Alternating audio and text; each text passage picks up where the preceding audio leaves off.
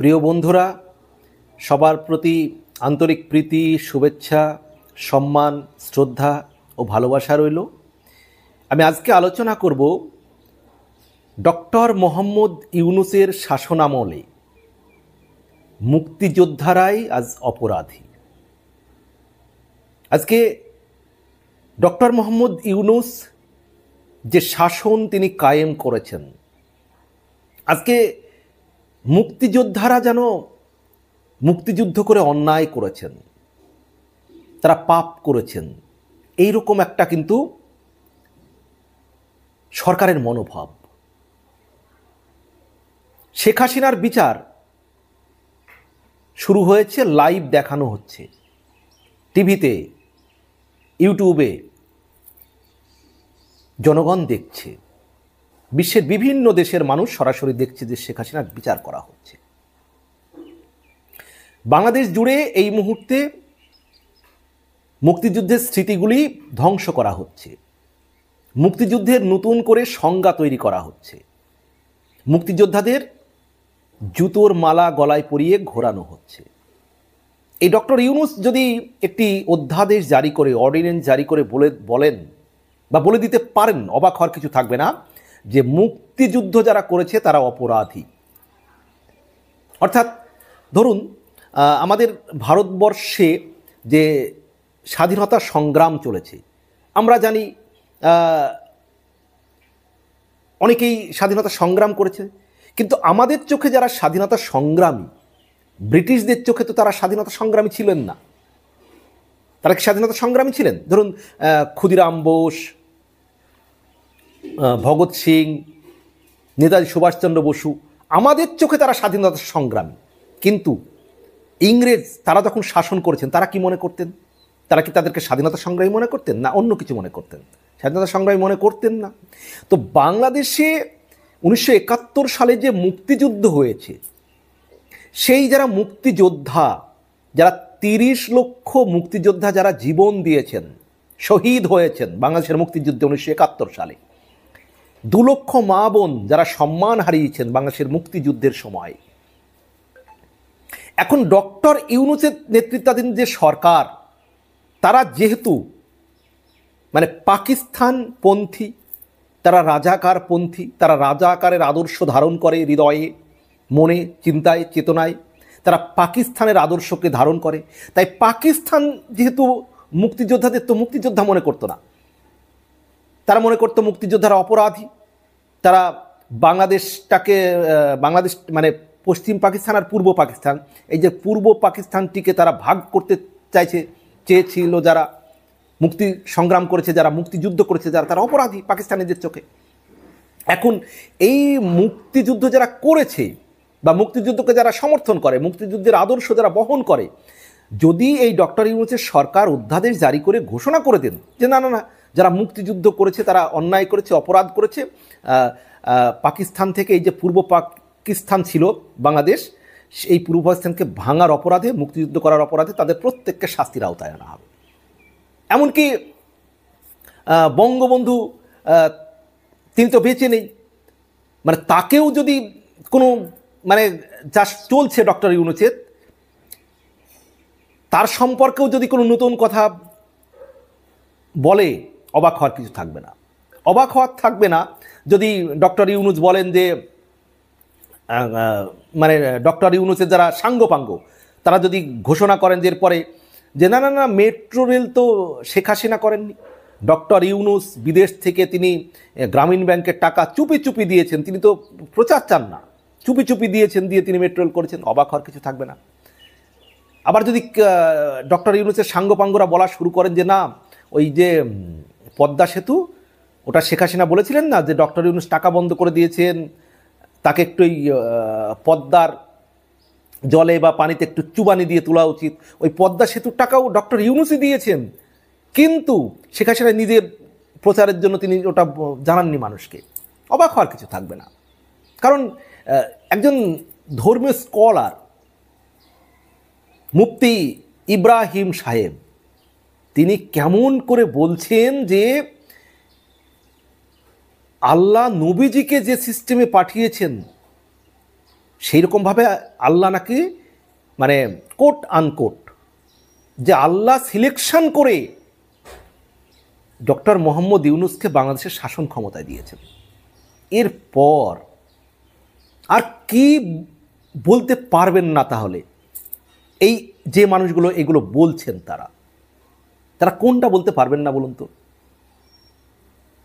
আজকে বাংলাদেশে যে মুক্তিযোদ্ধাদের যেভাবে অপমানিত করা হচ্ছে, অপমানিত হচ্ছেন, প্রকাশ্যে জুতোর মালা গলায় দিয়ে ঘোরানো হচ্ছে, মুক্তিযোদ্ধাদের গ্রেপ্তার করে পেছনে পেচমোড়া করে একেবারে সেই ছেঁচড়া চোরদের মতো হাত পিছমোড়া করে বেঁধে তাদেরকে আদালতে তোলা হচ্ছে।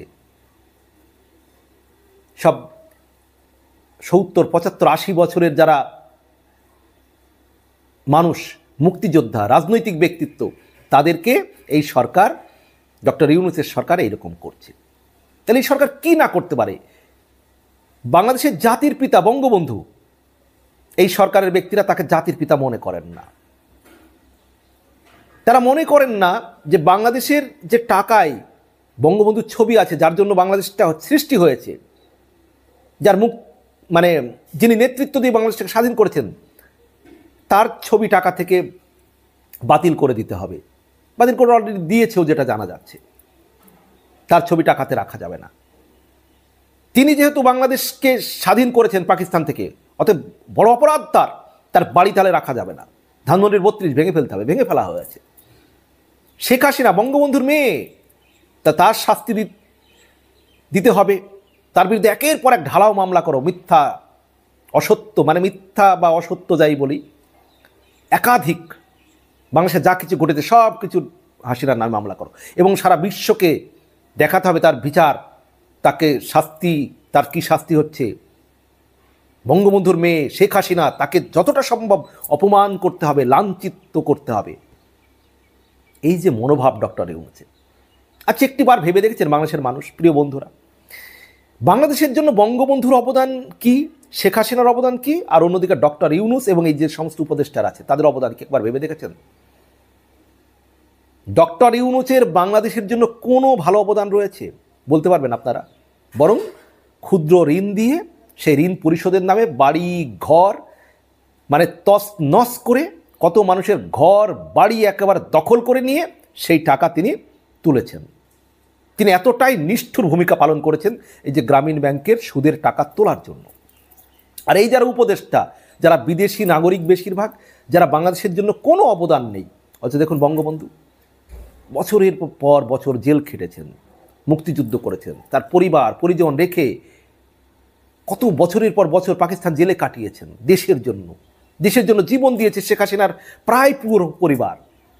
শেখ হাসিনা এত বছর ধরে বাংলাদেশের জন্য কাজ করে চলেছেন, তার নিজস্ব কোনো প্রপার্টি, অনেক কথা বলা হচ্ছে যে তিনি, তার ছেলে মেয়ে এই করছে ওই করছে, দুর্নীতি।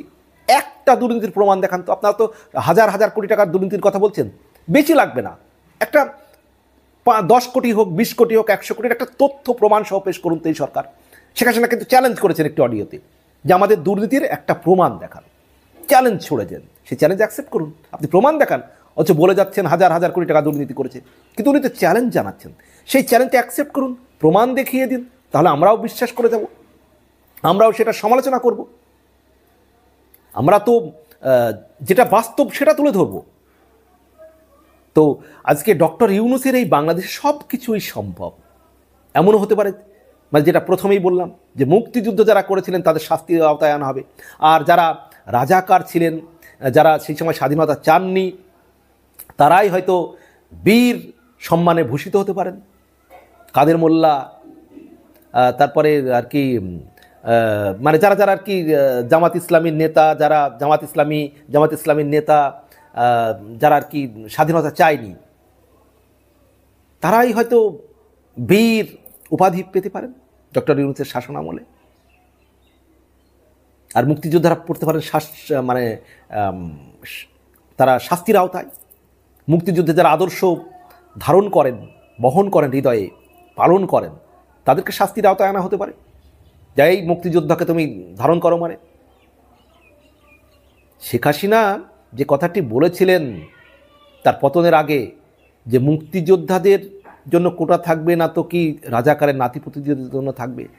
আজকে তার কথাটার কতটুক সত্যতা সেটা বুঝতে আর বাকি আছে। যেই যারা আন্দোলনের নেতৃত্ব দিয়েছে, সাধারণ ছাত্রছাত্রীদের যারা ব্যবহার করেছে, সামনের সারিতে আসে, তাদের যে রাজাকারের নাতিপুতি বলেছিলেন শেখ হাসিনা, এই কথাটি কি খুব বেশি ভুল বলেছিলেন? এখন আমি প্রশ্ন করছি দর্শকদের, এখন আপনাদের কি মনে হচ্ছে বলুন তো? যে শেখ হাসিনা কি সত্যি ভুল বলেছিলেন? শেখ হাসিনা বলেছিলেন যে বিদেশিরা তার কাছে চট্টগ্রাম বন্দর চাইছে, বিদেশিরা তার কাছে সেন্ট মার্টিন দ্বীপ চাইছে, তিনি দিতে চান না। তিনি ক্ষমতার জন্য দেশের ভূখণ্ড বিদেশিদের হাতে দিতে চান না। এখন কি প্রমাণ হচ্ছে সঠিক না বেঠিক? তিনি বলেছেন দেশি বিদেশি চক্রান্ত হচ্ছে তাকে ক্ষমতা থেকে সরানোর। এখন কি প্রমাণ হচ্ছে যে আমেরিকার ডিপ স্টেটের টাকা ব্যবহার হয়েছে? ডক্টর ইউনূস ক্লিন্টন ফাউন্ডেশনে গিয়ে বলেছেন যে মেটিকুলাস ডিজাইন করে, একদিনের আন্দোলন নয় এটা, মেটিকুলাস ডিজাইন করে এই শেখ হাসিনার পতন ঘটানো হয়েছে। 7.62 রাইফেল ব্যবহার হয়েছে, যেটা বাংলাদেশের পুলিশ ব্যবহার করে না। সেই রাইফেল কোত্থেকে এসছে? বিদেশি রাইফেল, যেটা পাকিস্তানের ব্যবহার করে। পাকিস্তানের জঙ্গি গোষ্ঠী লস্কর-ই তৈবা তারা বলছে শেখ হাসিনার পতনে আমরা ছিলাম। তাহলে দেশি বিদেশি চক্রান্ত, বিদেশিরা বাংলাদেশের বন্দর চাইছে, আন্দোলনে এই সাধারণ ছাত্রছাত্রী অপেক্ষা জামাত বিএনপি পেছন থেকে রয়েছে, সন্ত্রাসীরা রয়েছে। শেখ হাসিনা যেটা বারবার বলেছিলেন সেগুলো আজ মিলছে একটা একটা করে। ভেবে দেখুন প্রিয় বন্ধুরা। তাই ডক্টর ইউনূস যতদিন থাকবেন, এই বাংলাদেশে মুক্তিযোদ্ধারা অপমানিত হবেন, লাঞ্ছিত হবেন। মুক্তিযুদ্ধের পক্ষের মানুষের কিছুই করার থাকবে না যতদিন এই ক্ষমতার পরিবর্তন না ঘটবে। এবং যারা রাজাকারের আদর্শ বহন করে, পাকিস্তানের আদর্শ বহন করে, তাদের সরকার যেহেতু এই মুহূর্তে চলছে, তারা মানে যা খুশি তাই করে যাচ্ছেন। যতদিন ক্ষমতায় তারা থাকবেন এভাবেই কিন্তু যাবেন। তাই এই সরকার যতদিন পরিবর্তন না ঘটছে, মুক্তিযুদ্ধের চেতনা, মুক্তিযুদ্ধের আদর্শ তারা ভূলুণ্ঠিত হতেই থাকবেন। প্রিয় বন্ধুরা, আপনারা এ বিষয়ে কী মনে করেন, কী মতামত রয়েছে আপনাদের জানাবেন। আর প্রিয় বন্ধুরা, সবাই ভালো থাকবেন। সৃষ্টিকর্তা আপনাদের প্রত্যেককে জাতি, ধর্ম, বর্ণ নির্বিশেষে ভালো রাখুন, সুস্থ রাখুন। সৃষ্টিকর্তা আপনাদের সবাইকে, সৃষ্টিকর্তার ভালোবাসা, করুণা, রহমত আপনাদের সবার প্রতি বর্ষিত হোক। সবাই সুস্থ থাকবেন, সবার জন্য শুভকামনা। আর ভিডিওগুলো ভালো লাগলে অবশ্যই লাইক করবেন, কমেন্ট করবেন, শেয়ার করুন, দেখার সুযোগ করে দেবেন। আর আমার চ্যানেলটি প্লিজ সাবস্ক্রাইব করবেন। সবার জন্য অনেক অনেক শ্রদ্ধা, ভালোবাসা, প্রীতি। বন্ধুরা ভালো থাকবেন।